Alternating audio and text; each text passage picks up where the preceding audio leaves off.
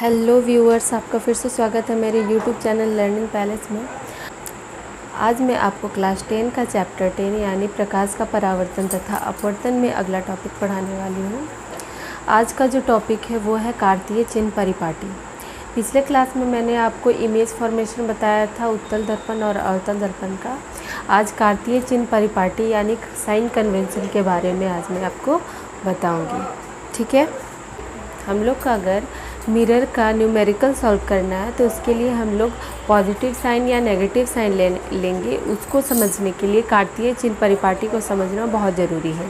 ठीक है, तो समझने के लिए देखिए यहाँ पे अगर मिरर है, ठीक है, मिरर अगर रखा हुआ है तो मिरर के राइट हैंड साइड में जो भी डिस्टेंस होगा या इमेज की डिस्टेंस होगी वो डिस्टेंस को हम लोग पॉजिटिव कंसीडर करते हैं। ठीक है, और मिरर के लेफ़्ट हैंड साइड का जो डिस्टेंस होता है उसको हम लोग नेगेटिव कंसीडर करते हैं। लेफ़्ट हैंड साइड में हम लोग हमेशा किसी भी वस्तु को रखते हैं और राइट हैंड साइड में उत्तल या अवतल दोनों दर्पण में इमेज बनता है। ठीक है, तो मिरर के राइट हैंड साइड में पॉजिटिव कंसीडर करते हैं, लेफ़्ट हैंड साइड में नेगेटिव कंसीडर करते हैं, और अपर साइड में हम लोग पॉजिटिव कंसीडर करते हैं और लोअर साइड के डिस्टेंस को हम लोग नेगेटिव कंसीडर करते हैं। ठीक है, आइए देखते हैं कॉनकेव और कॉन्वेक्स मिरर में कार्तीय चिन्ह परिपाटी क्या होता है।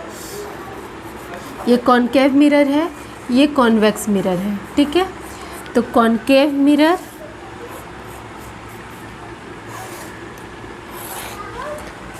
मिरर में ऊपर का जो साइन होता है वस्तु को हम लोग इधर रखते हैं। ठीक है, वस्तु को हम लोग हमेशा क्या रखते हैं, लेफ़्ट हैंड साइड में रखते हैं। ठीक है, वस्तु को हम लोग हमेशा कहाँ रखते हैं, लेफ़्ट हैंड साइड में रखते हैं। इसीलिए वस्तु का जो दूरी होता है उसको हम लोग नेगेटिव कंसीडर करते हैं। ठीक है, और इमेज अवतल दर्पण में इमेज जो है वो रियल भी बनता है, वर्चुअल भी बनता है, यानी कि मिरर के इधर भी बनता है, मिरर के इस साइड भी बनता है। ठीक है, तो अगर मिरर के इस साइड में अगर बना हुआ है, मिरर के इस साइड में अगर इमेज बना हुआ है तो ये क्या होगा, नेगेटिव होगा।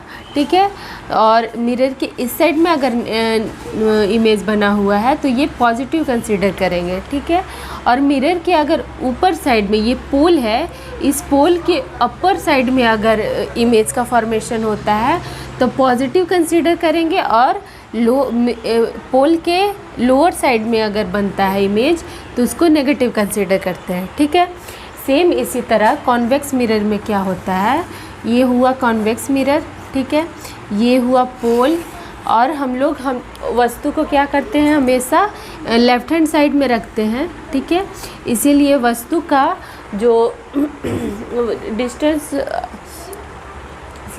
जो डिस्टेंस लेते हैं हम लोग हमेशा नेगेटिव कंसीडर करते हैं।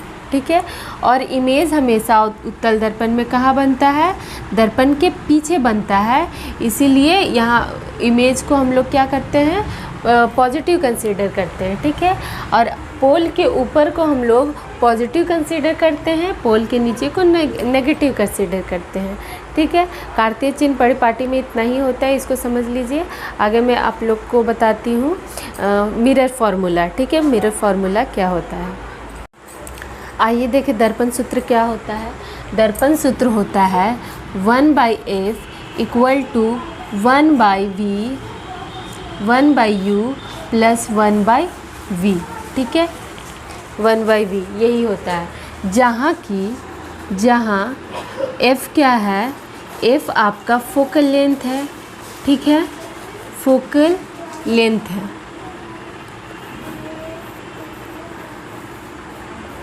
f आपका फोकल लेंथ है। ठीक है, और ये u है। ठीक है, u क्या है, u है वस्तु की दूरी। ठीक है, डिस्टेंस ऑफ ऑब्जेक्ट है। ठीक है, क्या है, डिस्टेंस ऑफ ऑब्जेक्ट है। ठीक है, ऑब्जेक्ट डिस्टेंस या डिस्टेंस ऑफ ऑब्जेक्ट है, और v क्या है, इमेज डिस्टेंस है। ठीक है, इमेज डिस्टेंस है।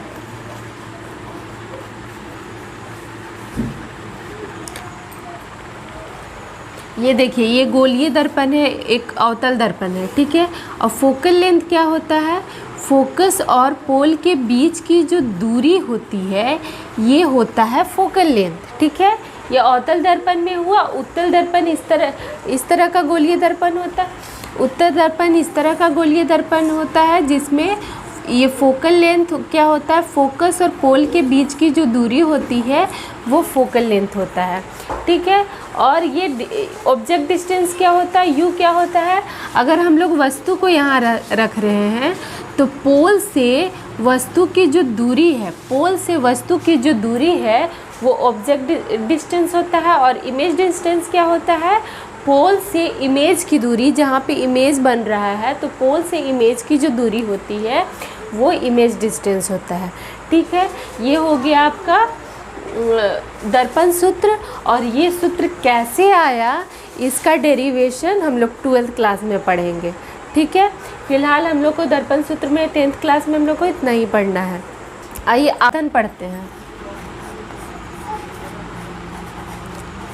आवर्धन, ठीक है।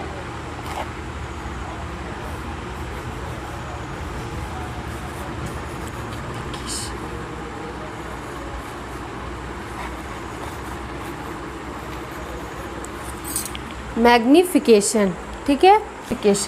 मैग्निफिकेशन क्या होता है कि जितनी बड़ी हम लोग दर्पण में वस्तु रख रहे हैं और जितना बड़ा इमेज बन रहा है तो वस्तु से इमेज का जो लंबाई होता है, आवर्धन होता है, वस्तु से इमेज कितना बड़ा है उसको आवर्धन कहते हैं, ठीक है।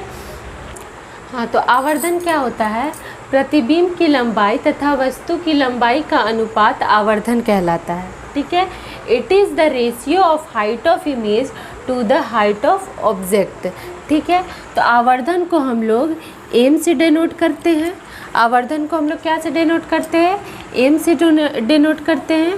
Height of image divided by height of object, ठीक है।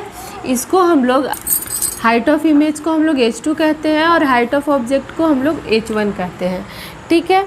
और आवर्धन का और कोई दूसरा सूत्र होता है? क्या होता है आवर्धन का और दूसरा सूत्र? दूसरा सूत्र क्या होता है? -v/u होता है आवर्धन का दूसरा फॉर्मूला, ठीक है। -v/u, समझ गए, ठीक है। इतना समझ गए।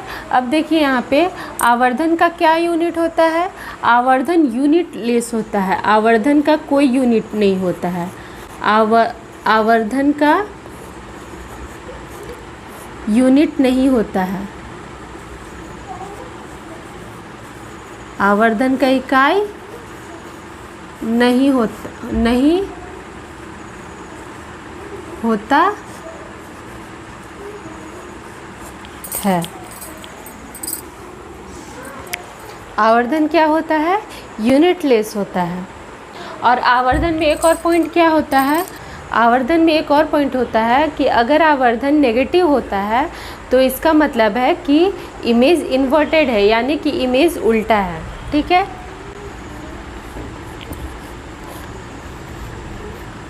अगर आवर्धन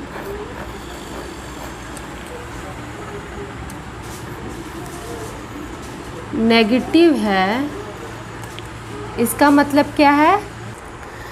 अगर आवर्धन नेगेटिव होता है इसका मतलब है कि प्रतिबिंब उल्टा है, ठीक है।